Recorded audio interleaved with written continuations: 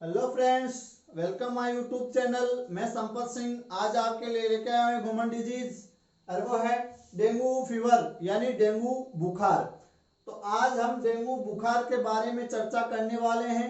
हम वो सब बातें करेंगे जो आप जानना चाहते हो। तो चलो शुरू करते हैं आज का वीडियो। डेंगू बुखार या आपका डेंगू फीवर। अब डेंगू बुखार क्या है या डेंगू फीवर क्या है? तो ये क्या है कि मच्छरों से होने वाला एक संचारी रोग है। इसका संचरण होता है मच्छरों के माध्यम से, इसका प्रसार होता है। उनके सबसे इंपॉर्टेंट जो कारण जो माना गया है वो मच्छर है, मच्छरों से ये होता है। और अब इसको आम भाषा में क्या कहते हैं इस रोग को? तो इसको कहते हैं आपकी हड्डी तोड़ बुखार। तो आम जो बोलचाल की भाषा में या इसका जो उपनाम या अन्य नाम है वो है हड्डी तोड़ बुखार। तो इसको ब्रेक बोन फीवर भी कहते हैं। अब क्यों कहते हैं? क्योंकि इस फीवर के अंदर, इस बुखार के अंदर व्यक्ति को हड्डियों टूटने जैसा खतरनाक दर्द महसूस होता है, यानी काफी पीड़ा यानी दर्द का सामना करना पड़ता है। मोस्टली जो दर्द है वो पूरे शरीर में होता है, और ज्यादा अगर देखा जाए दर्द तो वो जोड़ों में ज्यादा दर्द होता है। तो जोड़ों में और पूरे शरीर में काफी ज्यादा मात्रा में दर्द होता है।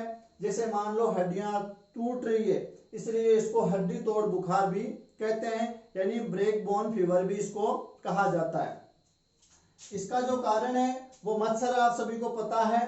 तो मच्छर जो इसका सबसे इंपॉर्टेंट जो कारण है वो कौन सा है? वो है आपका एडीज इजिप्टी। तो ये एडीज जो मच्छर होते हैं उनसे होने वाला ये बुखार है। तो एडीज मच्छर में कौन सा? एडीज इजिप्टी या इजिप्टी नामक जो मच्छर होता है, और ये मादा होती है। मनुष्य का जो खून पीने का जो कार्य करती है वो हमेशा मादा वाले मच्छर करते हैं। नर वाले ज्यादा मोस्टली खून नहीं चूसते हैं, मादा खून चूसती है। और ये लोगों की ओर आकर्षित होते हैं गहरे रंगों के कारण और सुगंधित खुशबू वगैरह के कारण और बढ़ी हुई CO2 की मात्रा के कारण। और जो मादा होती है अगर वो संक्रमित है, एडिस इजिप्टी वाली जो मादा संक्रमित है, और वो अगर स्वस्थ व्यक्ति को काट लेगी तो स्वस्थ व्यक्ति को डेंगू बुखार हो जाएगा। तो इसका कारण हो गया एडिस मच्छर, यानी ये डेंगू वायरस के कारण होने वाला रोग है। डेंगू वायरस यानी ये जो वायरस है वो इस मादा के शरीर में पहले पनपता है, ग्रोथ करता है। अभी देखेंगे फैलाव कैसे होता है। और फिर वो उसकी लार में आ जाता है, लार उसकी संक्रमित हो जाती है। और जब ये मादा किसी व्यक्ति को काटती है तो ये डेंगू जो वायरस है वो उस व्यक्ति के ब्लड में इंजेक्ट हो जाता है और उसको वो रोगी बना देता है। अब मच्छर है वो दुनिया में हर जगह पाए जाते हैं, और ये जो बुखार है ये भी दुनिया में हर जगह पाई जाती है। कभी कभी ये महामारी का भी जो है रूप ले लेती है।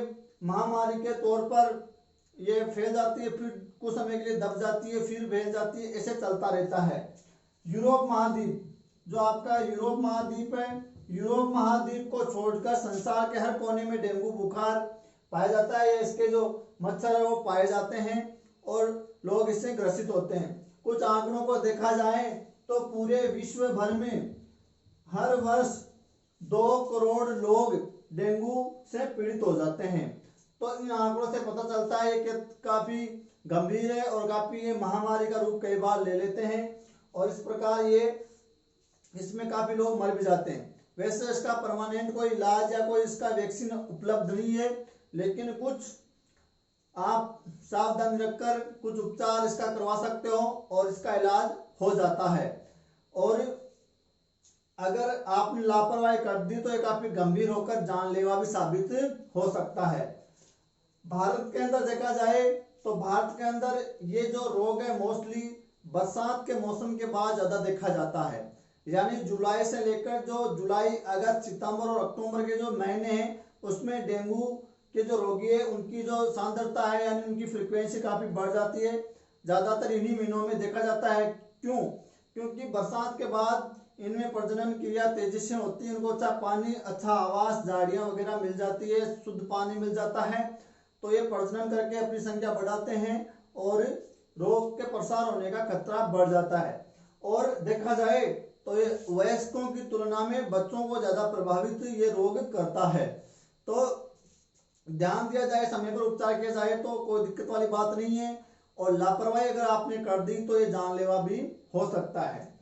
तो डेंगू बुखार के अगर मुख्यतः मैं कुछ लक्षण देखना चाहूँ तो इसमें आपको मोस्टली 3 लक्षण नजर आएंगे, मुख्य 3 इसकी विशेषता आपको नजर आएगी। और वो है बदन दर्द, यानी पूरे शरीर में तीव्र दर्द, सर में तीव्र दर्द, यानी यहाँ सामने के साइड में बहुत ही ज्यादा तीव्र दर्द होता है, पूरे बदन टूटता है, पूरे बदन में दर्द होता है। और तीसरी इसकी विशेषता देखी जाए तो वो है आपके बदन दर्द और सिर दर्द और आपके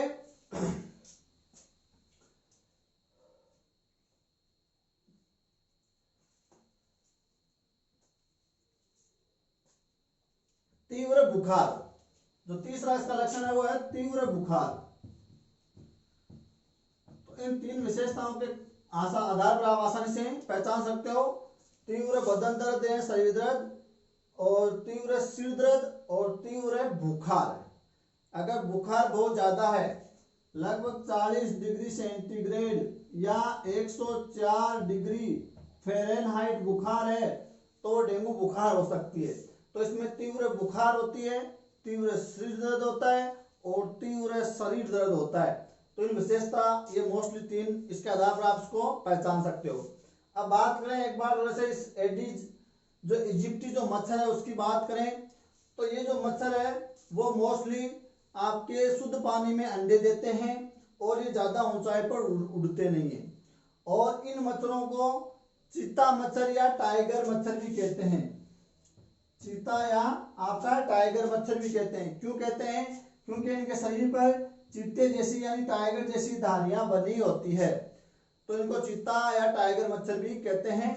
और ये काफी ढीठ और साहसी यानी निडर प्रकार के मच्छर होते हैं कि ये काफी ढीठ होते हैं। जब व्यक्ति को काटना होता है तो काट देते हैं, डरते नहीं है, बिल्कुल निडर होते हैं, ज्यादा ऊंचाई पर उड़ते नहीं है। और पहचानने के लिए आप उसको पहचान सकते हो, चीते जैसी इस पर धारियां बनी होती है और ये काफी ढीठ प्रकृति के होते हैं। तो ये इन मच्छरों की विशेषता है। और ये मच्छर वो आपके जो सब ट्रॉपिकल और ट्रॉपिकल यानी उष्ण कटिबंधीय क्षेत्र में उनमें काफी मात्रा में मिलते हैं और ये रोग का प्रसार करते हैं।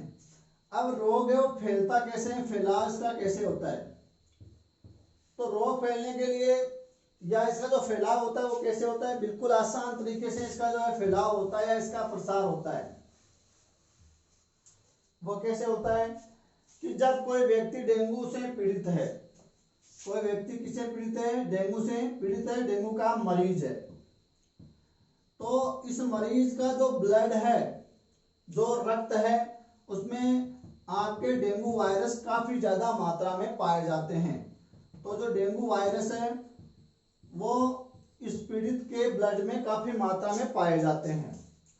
अब क्या होगा कि ये जो डेंगू फैलाने वाला जो मच्छर है, जो मादा मच्छर है, वो जो खून चूसते हैं, मोस्टली मादा मच्छर ही खून चूसने का कार्य करते हैं, नर खून चूसने का कार्य नहीं करते हैं, और ये मादा मच्छर ही रोग फैलाने का कार्य करते हैं। जब मादा मच्छर यहाँ बैठ के जो शक करने का कार्य करते हैं, ब्लड को खींचने का काम करते हैं, अपना भोजन प्राप्त करते हैं हमारे ब्लड से, तो ये वायरस भी इसके माध्यम से खून के साथ इनके शरीर में चला जाता है। जब इनके शरीर में चला जाता है तो इनको तो कोई दिक्कत होती नहीं है, कई दिनों तक वो इनको मतलब कैरी करके घूमते रहते हैं और उनकी सेल्स में वो जाकर अपनी अगली अवस्थाओं को जीते हैं। वायरस यानी अपनी ग्रोथ करते हैं, विकास करते हैं, वृद्धि करते हैं मच्छर की सेल्स में रहकर। और जब इनकी पूरी तरह से ग्रोथ हो जाती है तो ये जो मच्छर होते हैं, वो जो वायरस होते हैं, वो यहाँ से उनके थूक में यानी उनकी लार में आ जाते हैं, यानी मच्छर की लार को संक्रमित कर देते हैं। अब क्या हुआ, यह संक्रमित मादा एडिस इजिप्टी है। अब क्या करेगी ये, जब सेकेंड टाइम जब किसी दूसरे व्यक्ति का खून चूसने की कोशिश करेगी, और दूसरा जो मान लो जो व्यक्ति है वो कैसा है, एकदम स्वस्थ है। और जैसे ये इसको काटेगी तो इसके थूक में, इसके लार में जो वायरस है, डेंगू वायरस है, वो जब इसका खून चूसेगी तो वो वायरस भी इसके माध्यम से, लार के माध्यम से इस स्वस्थ व्यक्ति में इंजेक्ट हो जाएगा और ये व्यक्ति भी डेंगू से पीड़ित हो जाएगा, डेंगू से इसमें वो संक्रमण हो गया है। तो इस प्रकार इस रोग का प्रसार होता रहता है, फैलाव होता रहता है डेंगू वायरस के कारण। और फैलाने का कार्य एक जो कैरियर का काम कर रही है वो मादा, जो संक्रमित मादा एडिस इजिप्टी है वो कर रही है। तो इस प्रकार मरीज से मच्छर में गया और मच्छर से स्वस्थ व्यक्ति में चला गया और इस प्रकार वो उसकी फ्रीक्वेंसी फिर बढ़ जाती है। जब इसको कोई दूसरा मच्छर काटेगा तो वो मच्छर भी संक्रमित हो जाएगा, वो मादा भी, फिर वो किसी दूसरे को काटेगी तो वो दूसरे व्यक्ति को संक्रमित कर देगी। इस प्रकार ये महामारी का रूप ले सकता है। तो इस प्रकार काफी लोग इससे ग्रसित हो जाते हैं। तो इस प्रकार इसका फैलाव होता है। अब रोग का उद्भवन काल क्या है, यानी कब इसके जो लक्षण प्रकट होते हैं, तो काटने के 3 से 5 दिनों बाद इसके लक्षण प्रकट होना शुरू होते हैं।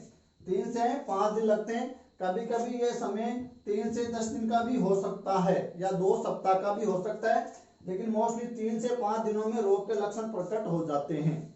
अब रोग के लक्षण क्या होंगे, तो रोग के लक्षण जानने के लिए हमको थोड़ा जानना पड़ेगा कि रोग के लक्षण इस रोग के प्रकार के आधार पर होते हैं।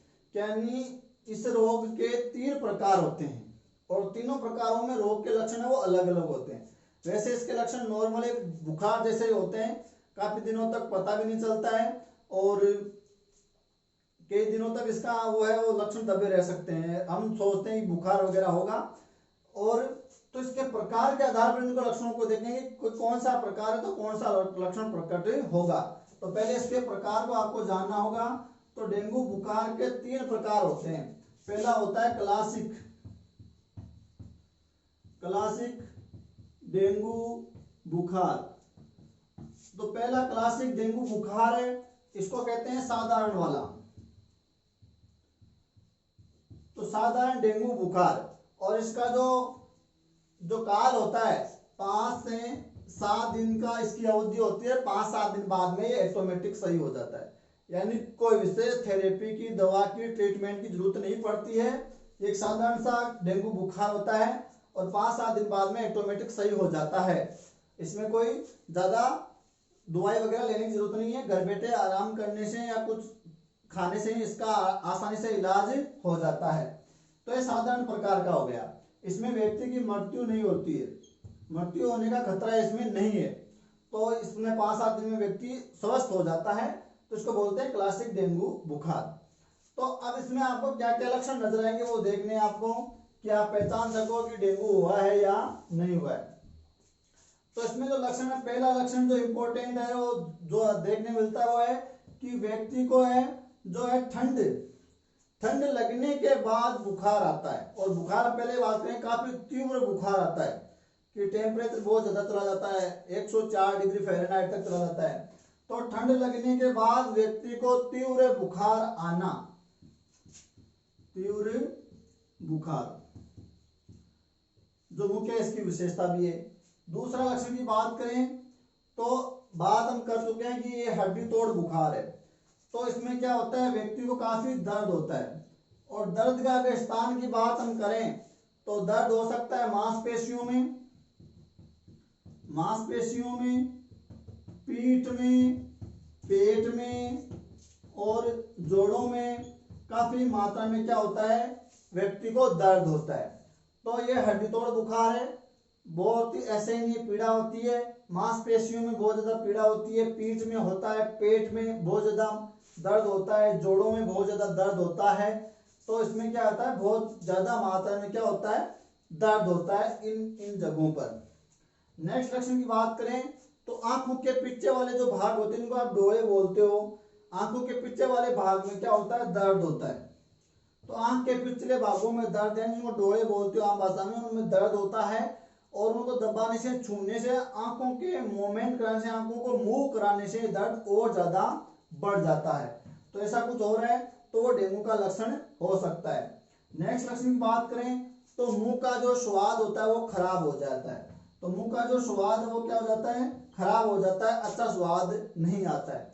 नेक्स्ट लक्षण की बात करें तो गले में हल्का दर्द रहता है, ज्यादा दर्द नहीं, गले में हल्का दर्द। तो गले में हल्का दर्द इसका संकेत हो सकता है।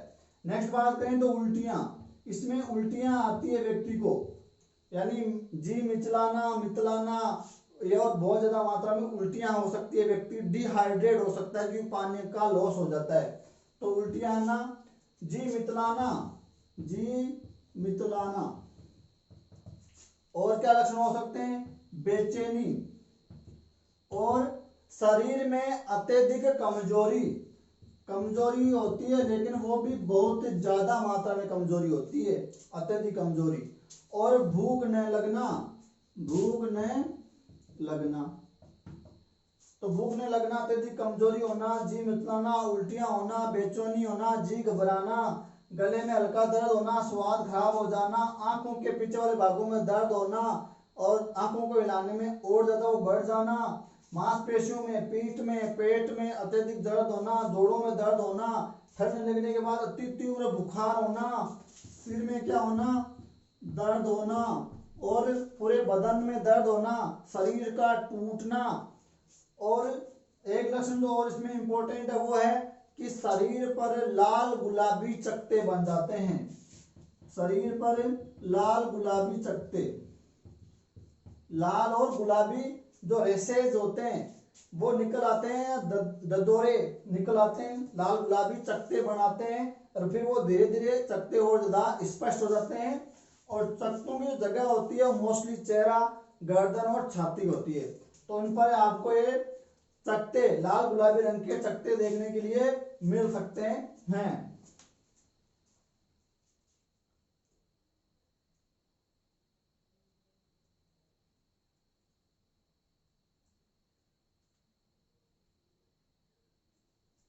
और इसके अलावा व्यक्ति की जो चक्कर भी आ सकते हैं, दृष्टि भी धुंधली हो सकती है और व्यक्ति बहुत ही ज्यादा बीमार और अपने आप को कमजोर महसूस करता है। तो ऐसे कुछ लक्षण है, तो वो संकेत है किसके, डेंगू बुखार के, वो भी कैसा, साधारण वाला। कई बार तो व्यक्ति को कमजोरी रहती है, थोड़ा सा काम करने के बाद थकान महसूस होती है, तो वो डेंगू हो सकता है, लेकिन वो धीरे धीरे ऑटोमेटिक सही हो जाता है। अब ये जो लक्षण हम बात की है, ये लक्षणों के साथ कुछ अन्य लक्षण प्रकट होते हैं, तो वो दूसरा प्रकार डेंगू का हो सकता है। तो ये लक्षण तो उन प्रकारों में भी आपको मिलेंगे, तो ये तो कॉमन है। किसी भी प्रकार का डेंगू, जब तीन प्रकार का जो हम बात कर रहे हैं कि साधारण वाला जो है वो लक्षण अन्य दो में भी आपको मिलेंगे, कॉमन है ये तो लक्षण। इसके अलावा कुछ और लक्षण भी आपको वहां मिल सकते हैं। तो इन लक्षणों के आधार पर आप पहचान सकते हो। और ये कुछ तरल पदार्थ, कुछ अच्छा विटामिन सी युक्त भोजन, बकरी का दूध, कुछ जूस, पपीते का जूस और उचित आराम और कुछ पैरासीटामोल दवाई लेकर इसको आराम से ये ऑटोमेटिक सही हो जाता है। दूसरा इसमें जो प्रकार आता है वो आता है डेंगू हेमरेजिक बुखार, यानी DHF, डेंगू हेमरेजिक फीवर। तो दूसरा प्रकार होता है DHF, डेंगू हेमरेजिक फीवर, यानी डेंगू हेमरेजिक बुखार। इसको रक्त स्त्रावी डेंगू भी कहते हैं, रक्त स्त्रावी डेंगू के नाम से भी इसको जाना जाता है। इसमें क्या होता है, रक्त स्त्राव होता है। तो जब हम पीछे कुछ लक्षणों की बात करें, उन लक्षणों के अलावा इसमें वो लक्षण तो मिलेंगे, कॉमन रहेंगे, और कुछ और लक्षण भी नजर आने लगेंगे। तो नाम से पता चल रहा है हेमरेजिक, यानी यहाँ रक्त का स्त्राव होता है। यानी इसमें क्या होता है, जो धमनी शिराएं, जो नलिकाओं में जिनमें ब्लड होता है वो क्षतिग्रस्त हो जाते हैं और उनसे ब्लड निकलने लग जाता है, और वो ब्लड जो रक्त कोटरे होते हैं उनमें इकट्ठा होने लग जाता है। तो पेट में, फेफड़ों में जो पानी बढ़ जाता है, रक्त बढ़ जाता है, धमनी शिराएं क्षतिग्रस्त होकर उनमें से ब्लड निकलने लग जाता है, और ये ब्लड शरीर से बाहर भी आ सकता है। तो इसमें क्या होता है, डेंगू हेमरेजिक बुखार, इसमें ये थोड़ा खतरनाक है उससे, साधारण से, और ये जानलेवा भी हो सकता है गंभीर स्थिति में। तो इसमें विशेष सावधानी और उपचार की आवश्यकता पड़ती है। तो इसमें व्यक्ति क्या है कि खून की और बिना खून की उल्टियां होती है, यानी व्यक्ति में जो रक्त है वो शरीर से बाहर निकलने लग जाता है, स्त्राव होने लग जाता है। और ये रक्त खून उल्टी के माध्यम से बाहर आ सकता है, नाक के माध्यम से बाहर आ सकता है, मसूड़ों के माध्यम से बाहर आ सकता है, मल के माध्यम से बाहर आ सकता है मूत्र में। यानी मल, मूत्र, नाक, उल्टियां और मसूड़े, इन सभी के माध्यम में रक्त का स्त्राव होने लग जाता है, वो रक्त शरीर से बाहर निकलने लग जाता है। तो ये इसका मोस्ट जो है लक्षण देखा जाता है। जो कुछ कॉमन लक्षण पीछे बात कर चुके हैं वो तो है ही है।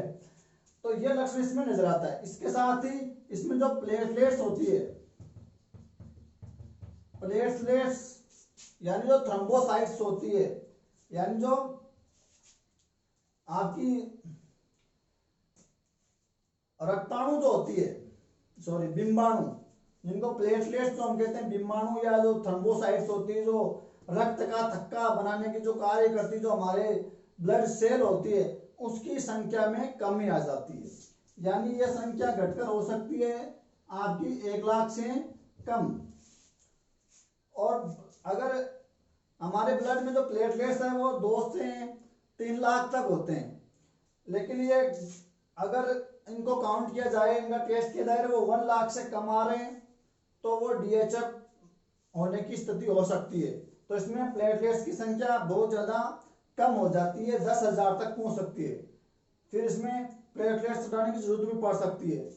और प्लेटलेट्स क्या करते हैं, रक्त का थक्का जमाने का काम करते हैं। जब इनकी संख्या कम होने लगती है तो रक्त का थक्का नहीं जमता है, और जो धमनी शिरा में जो क्षतिग्रस्त हुई है तो वहाँ ब्लड का थक्का नहीं जमने के कारण वहां से ब्लड निकलने लग जाता है। थोड़ा सा खरेज जैसे मसूड़ों से, नाक से, मल मूत्र में जो खून आ रहा है, तो रक्त को थक्का जमाने का काम करता है, ब्लड को बहने से रोकने का काम करते हैं प्लेटलेट्स। और वो घट गई तो वहाँ थक्का जमाने वाला कोई है नहीं, और फिर ब्लड है वो निकलने लग जाता है, रक्त स्त्राव बहुत ज्यादा मात्रा में होने लग जाता है। तो यहाँ प्लेटलेट्स की संख्या कम हो जाती है, और साथ में डब्ल्यूबीसी की भी संख्या कम हो जाती है। जो व्हाइट ब्लड सेल होती है, श्वेत रक्त कणिकाएं होती है, उनकी संख्या भी घट जाती है, और सांस लेने में तकलीफ होती है, व्यक्ति को अत्यधिक बेचैनी होती है। पहले में जो था कि लाल गुलाबी रंग के चकत्ते होते हैं, और यहाँ नीले और काले रंग के गहरे क्या हो सकते हैं, चकत्ते हो सकते हैं। तो इसमें नीले काले रंग के बड़े और छोटे चकत्ते होने की संभावना होती है, और वो इसमें हो जाते हैं। तो उन लक्षणों से आप ये लक्षण होना कि रक्त स्त्राव हो रहा है मसूड़ों से, नाक से, उल्टियां हो रही है, रक्त की मल में निकल रहा है, मूत्र में निकल रहा है, साथ में प्लेटलेट्स की जो संख्या काउंट है वो काफी गिर गई है, 1 लाख से नीचे जाने लग गई है, डब्ल्यूबीसी की काउंट भी कम हो गई है, शरीर पे नीले काले रंग के छोटे बड़े चकत्ते होने लग गए, घाव होने लग गए हैं, बेचैनी होने लग गई, सांस लेने में तकलीफ हो रही है, फेफड़ों में, पेट में पानी भर गया है। इन लक्षणों के आधार पर हम पहचान सकते हैं किसको, डीएचएफ को। जो डेंगू हेमरेजिक फीवर है ये काफी घातक होता है, इसका उपचार समय पर होना जरूरी है।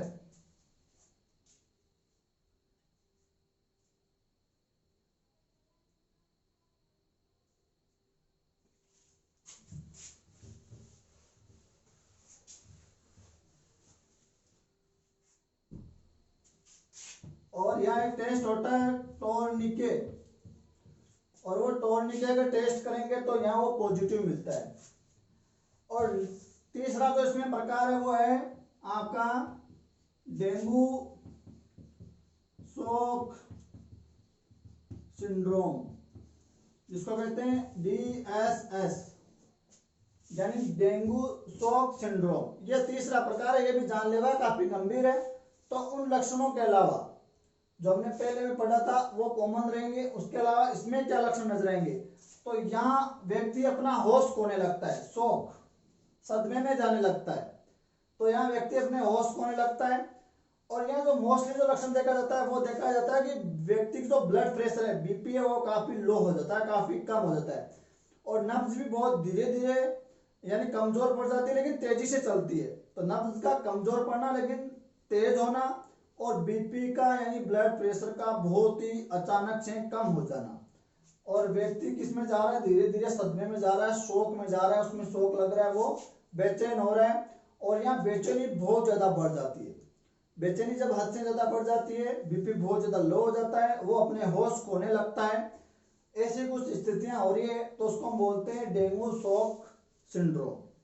तो ये इसके लक्षण नजर आते हैं। और इसके साथ व्यक्ति को बहुत ज्यादा तीव्र बुखार होता है, तीव्र यानी तेज बुखार, और बुखार का मतलब होता है शरीर का टेम्परेचर बढ़ना, लेकिन यहाँ तेज बुखार होने के बावजूद भी जो त्वचा है हमारी, जो स्किन है, वो कैसी लगती है, ठंडी लगती है।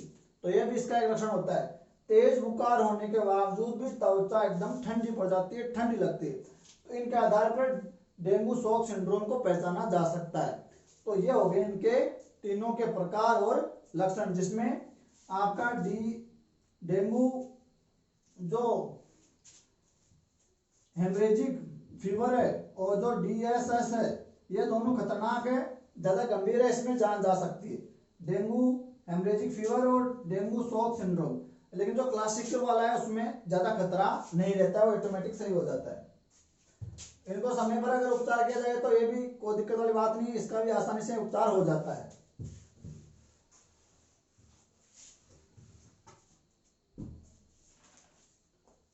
और ज्यादातर जो मामले मिलते हैं ना, वो क्लासिक यानी साधारण डेंगू फीवर के मिलते हैं।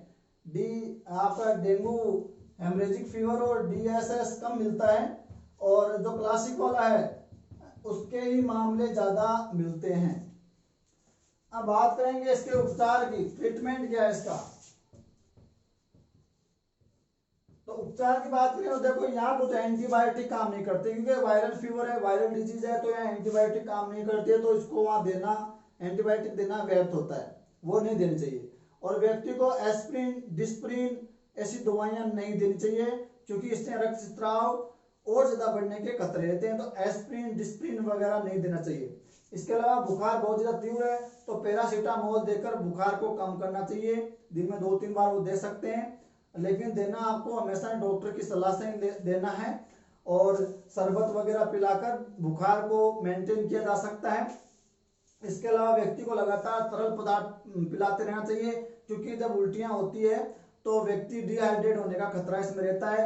व्यक्ति को ORS घोल पिलाते रहना चाहिए, खूब सारा पानी पिलाते रहना चाहिए। तो वो जो सामान्य जो भोजन कर रहा है, वो सामान्य भोजन उसको देते रहना चाहिए, और उसको व्यक्ति को पर्याप्त आराम करने देना चाहिए। डेंगू फीवर में एक सबसे बड़ा उपचार उसका आराम भी होता है। अगर पर्याप्त वो नो टेंशन अगर आराम कर रहा है तो वो ऑटोमेटिक रिकवर कर लेगा। तो ऐसे खूब सारा तरल, ORS घोल, पर्याप्त आराम, पर्याप्त सही मात्रा में उसका भोजन, और एस्प्रिन डिस्प्रिन वगैरह नहीं देनी है, पैरासीटामोल कुछ शरबत वगैरह पिलाकर उसके बुखार को मेंटेन करना चाहिए। और अगर बुखार बहुत ज्यादा तीव्र हो रही है, 104 डिग्री फ़ारेनहाइट से भी ज्यादा जा रही है, तो हाइड्रोथेरेपी देने की जरूरत पड़ती है। हाइड्रोथेरेपी का मतलब है जल चिकित्सा, कि ठंडे जल की जो पट्टियां हैं वो रख कर जो बुखार है उसको कंट्रोल करने की कोशिश की जाती है।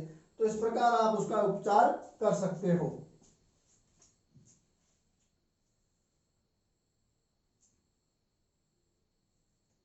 इसके अलावा अगर प्लेटलेट्स की संख्या काफी कम हो गई है तो प्लेटलेट्स भी चढ़ाने की जरूरत पड़ सकती है, और कुछ तरल पदार्थ भी चढ़ाने की जरूरत पड़ सकती है। अब बात करें रोकथाम के उपाय क्या है, डेंगू बुखार के रोकथाम के उपाय क्या है। तो डेंगू बुखार के रोकथाम के उपाय पर हम 2 बिंदुओं पर चर्चा करेंगे। एक तो है कि मच्छरों के प्रजनन को रोकना, यानी उसको पनपने से रोकना, और दूसरा हम चर्चा करेंगे जो मच्छर उनको काटने से रोकना। तो पहले हम बात करें कि पनपने से रोकना, कि डेंगू बुखार के जो मच्छर है वो पनपे नहीं, वो प्रजनन नहीं करें। तो इसके लिए हम क्या कर सकते हैं, तो घरों के आसपास आपको स्वच्छता रखनी है। घरों के आसपास कुछ मीटर तक आपको जंगली झाड़ियां, पेड़ पौधे, जो छोटे झाड़ होते हैं उनको नहीं पनपने देना है, क्योंकि वहां मच्छरों का वो अच्छा शरण स्थल होता है, वो वहां आराम से रह सकते हैं। और रात को या सुबह मॉर्निंग टाइम में ज्यादा काटते हैं, ये मच्छर दिन में काटते हैं और खासकर मॉर्निंग टाइम में ज्यादा काटते हैं। तो वहां आपको जंगली झाड़ियां वगैरह हटा देनी है। गमलों का, रूम कूलर का पानी आपको सप्ते में बदल देना चाहिए। आपका जो मटका वगैरह है या जो टंकी वगैरह उसको ढक कर रहना चाहिए, ताकि मच्छर उसमें घुसकर प्रजनन न कर सके, अंडे नहीं दे सके। और अगर टंकियों को और कुछ कूलर को, कुछ सामग्री को अगर साफ करना पॉसिबल नहीं है तो उसमें सप्ताह में एक बार 100 लीटर पानी में 30 मिलीलीटर आप पेट्रोल या खाने का तेल या मिट्टी का तेल डाल सकते हो, जिससे वो जो लार्वा मर जाएंगे या पनप नहीं पाएंगे। इसके अलावा कुछ सामग्री को रोज या कुछ दिनों के बाद जो हमारा जिसमें पानी इकट्ठा होता है उसको साफ करके सुखाकर वापस पानी भर के उसको यूज करना चाहिए। और हमारे छत पर या घरों में आसपास कुछ ऐसी सामग्री पड़ी है, बोतल या खराब बर्तन या टायर वगैरह, तो उनमें पानी इकट्ठा होता है तो वहाँ मच्छर पनपते हैं, तो उनको या तो हम उल्टा रख सकते हैं या उनको कहीं दूर निस्तारित कर सकते हैं ताकि वो मच्छर ना पनपे। आसपास स्वच्छता रखेंगे। मिट्टी जो बड़े कोई गड्ढे जहाँ पानी इकट्ठा हो रहा है उनको मिट्टी से ढक देना चाहिए। और नालियाँ टंकियों में वो पेट्रोल केरोसिन वगैरह डालकर आप उसको काबू पा सकते हो। और स्वच्छता जरूरी है ज़्यादा। इस प्रकार मच्छरों को पनपने से उसका प्रजनन जो की क्षमता को आप कम कर दोगे तो मच्छर कम पनपेंगे, तो रोग की जो फैलने का जो प्रसार है वो भी कम हो जाएगा। इसके अलावा हम जो पनप गए उनके लिए क्या कर सकते हैं, जो फॉगिंग वगैरह करके या कुछ कोयल वगैरह जो मार्केट में कई सारे जो रेप्लिकेंट्स आते हैं या जो केमिकल्स आते हैं उनसे हमको क्या है उनको मार देना चाहिए। अब दूसरी बात आती है कि मच्छर को काटने से बचाना है। तो काटने से बचाने हम बात करें कि मॉर्निंग टाइम में काटते हैं, सुबह काटते हैं, बच्चों को ज़्यादा खतरा रहता है। तो जुलाई से लेकर अक्टूबर के मौसम में ज़्यादा आपको ध्यान रखना है। लंबी आस्तीन का शर्ट पहना जाए और ग्लव्स वगैरह, जुराब वगैरह, मोजे वगैरह का कहने का मतलब पूरे शरीर को कपड़े से कवर करके रखा जाए। वैसे करना मुश्किल होता है क्योंकि गर्मियों का टाइम होता है, लेकिन मॉर्निंग टाइम में या शाम को टाइम में ये सब करना जरूरी हो जाता है। बच्चों के लिए खास कर जरूरी हो जाता है ताकि मच्छर ना काटे। घरों में मच्छर आने के जो मार्ग होते हैं उनको अवरुद्ध कर दिया जाए। जैसे जालियां हैं तो वहाँ महीन जाली वाली जो खिड़कियां होती है वहाँ वो लगा दी जाए ताकि मच्छर अंदर प्रवेश ना कर सकें। और रूम में अगर मच्छर है तो कुछ कोयल जो ऑल आउट्स वगैरह जो भी रेप्लिकेंट्स आते हैं, जो भी मच्छर मारने के भगाने के जो आते हैं, उनको जलाकर अंदर रूम को बंद कर देना चाहिए। आपको उसमें नहीं रहना क्योंकि उसकी जो केमिकल वो आपको हानिकारक प्रभाव डाल सकते हैं।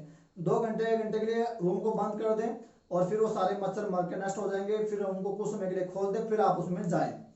और शरीर पर कई प्रकार के लोशन क्रीम वगैरह आते हैं वो लगा लें ताकि कुछ समय के लिए आपको उससे सुरक्षा मिल सकती है। और गूगल धूप से भी मच्छर भाग जाते हैं या मर जाते हैं।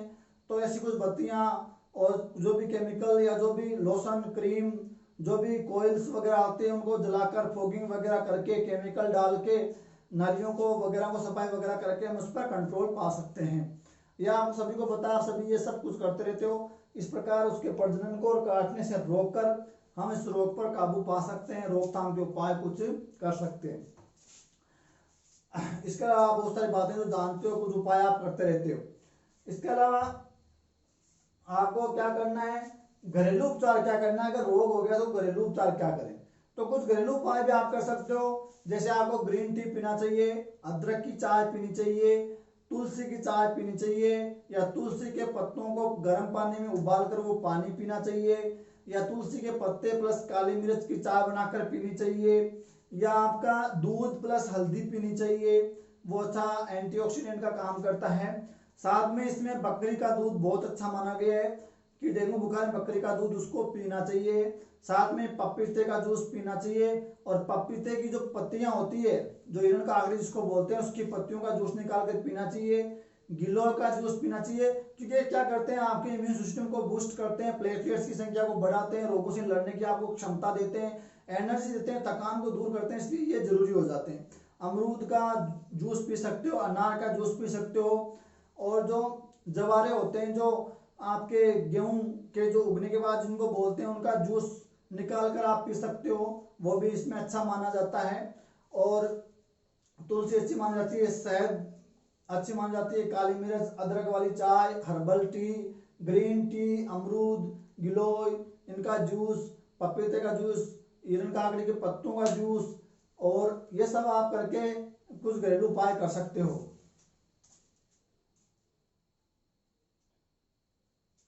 नारियल का पानी भी इसमें अच्छा माना गया, तो नारियल का पानी खूब सारा पिए, खूब सारा पानी पिए। और विटामिन सी युक्त वाले फल खाने चाहिए। ज्यादातर खाटे जो खट्टे फल होते हैं उनको खाने चाहिए, जिससे आपका इम्यून सिस्टम बूस्ट होता है। मेथी की पत्तियों का जूस बनाकर पीना चाहिए। मेथी की पत्तियों का जूस भी इसमें अच्छा माना गया है। तो इस प्रकार आप इस पर काबू पा सकते हो। धन्यवाद। इसके साथ आप उपचार में आप वो मच्छरदानी से कवर करके सो सकते हो ताकि मच्छर आपको ना काटे। तो इस प्रकार आपको बचना है, कैसे करके मच्छरों को भगाना है और उनसे बचना है और रोग से बचना है। धन्यवाद।